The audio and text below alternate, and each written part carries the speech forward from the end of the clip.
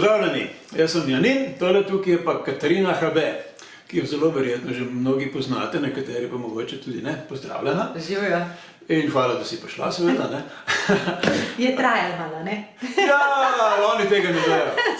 Usklajevanje sem in tja.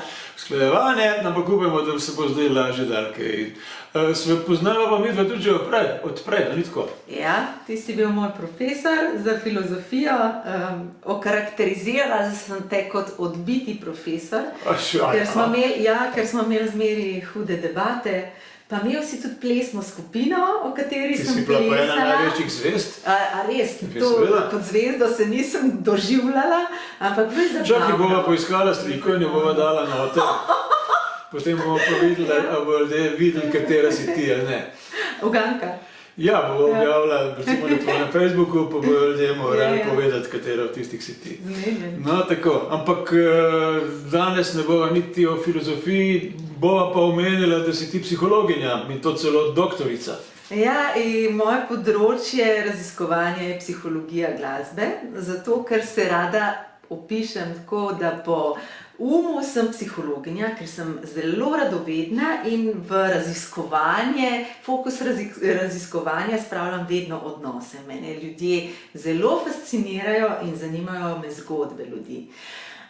Po drugi strani, rečem, po srcu sem pa glasbenica, zato ker najbolj univerzalna in najbolj čista govorica je po moji presoji govorica z zvokom in glasbo. To je toliko široka tema, da bomo mogla temu nekaj 15 oddaj enkrat posnoviti, ampak danes se bova posvetila temu, da vidite tukaj. In tole, kar vidite, to so njene take priljubljene točke na zemeljski krogli. Tule imamo malo Amerike, pa precej Evrope, pa precej Azije in še celo, kaj zdaj Mauricio, je Afrika ali je Indija, ali je Azija, nekaj je. Pa še Avstralija. Kaj od tega bi se ti zdelo omeniti kot prvo, recimo? Mogoče bi začela pri Koreji, zato ker je res, vprašal si me prej, katera zgodba je najbolj ostala v spominu in jaz dokler ne padem v tisti plov, se sploh ne morem spomniti, ne? Ampak zdaj sem takoj vedela, o čem bi rada govorila, ker je taka ful zanimiva zgodba. Namreč, koliko je to zdaj nazaj, kakšne 10 let nazaj, sem prepevala v skupini Beat, to je a capella skupina. Punce? 2 fanta, 3 punce. In se je zelo nam odprli, tako da smo šli tudi, rečemo, na Slovaško nastopati in tekmovali smo naokrog, veliko potovali, ampak kar je bilo pa najbolj nora izkušnja je bila pa ta, da dobimo ravno na 1. aprila mail, ki nas vabi, če bi mi prišli na turnejo v Južno Korejo. In kliče ta Matej Jevnišek, to je naš kolega, on je dobil ta mail in on nas kliče in jaz se spomnim tako, kakšen dober štos, ne boš me dobil, ne, to je zihar neka nategancija.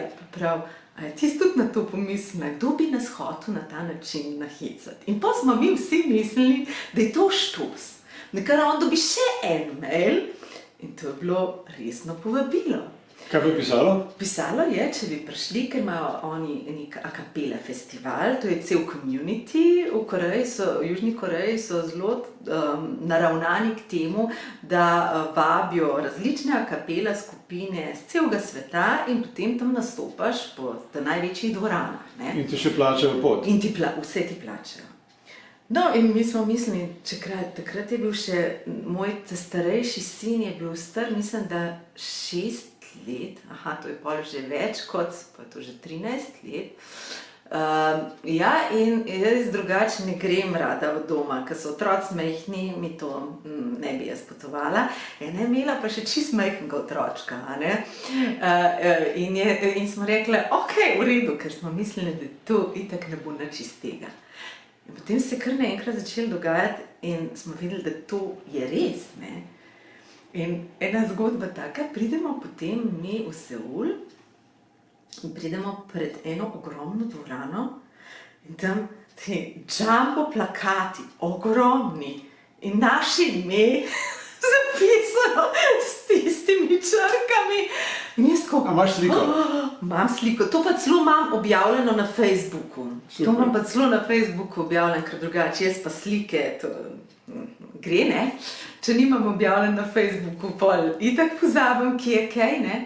No, in to je bilo noro, to je bila taka histerija, sploh za fanti, ne, pri nas ta dva fanta sta imela take oboževalke, to je tisto, ki pridejo, pa mi nismo bili znani tam, ne, da bi rekel, da to zdaj ena zvezda pride, ne, ampak to je res, ko oni kričijo in se grebejo tam za podpise, hoče, da se na njihov telo podpisuješ in to je tako, še zdaj, ko gledamo nazaj, se nam zdi vsem skupaj, da je bila to ena taka znanstveno-fantastična situacija, ki se ti zdi... Koliko ste bili stari takrat?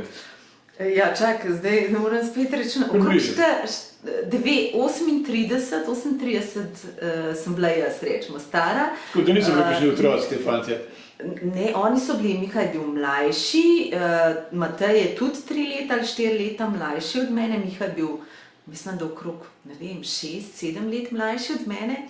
Ne, to ni tako. Ampak oboževalke se ne zanimajo za leta. Ja, in so nas potem tudi vodili naokrog, imeli smo na, mislim, 3 ali 4 lokacijah in posod v teh največjih dvoranah, še z eno nizozemsko skupino, High Five smo skupaj nastopali in še to je bilo zanimivo, ker smo imeli v eni od teh dvoran nastop. Aha, ker smo se na drugo lokacijo pelali, jaz imam zmeri take odbite prebliske in rečem, kaj bi bilo fino, dajmo narediti en komad v korejščini, kjer je njihov hit.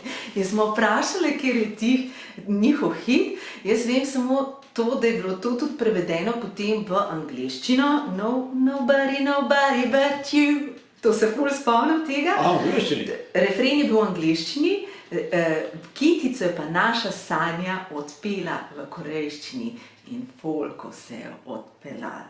No, in to so takšne zgodbe. Mene je po svetu vodila predvsem glasba. Ali pa zdaj moje predavanja ali pa konference, a ne, to največkrat potujem tako, da me nekaj pokličejo in potem grem jaz tja. Tako da, evo, to je ena taka zgodba v Koreji.